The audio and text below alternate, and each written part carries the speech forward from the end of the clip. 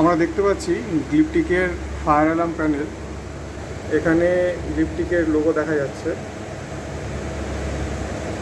এবং তার সাথে সময় এবং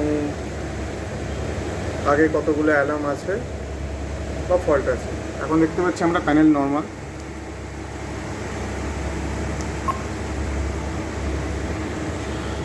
এখানে একটা ইনবিল্ট থার্মাল প্রিন্টার রয়েছে, যার জন্য কোনো কালির দরকার হয় না।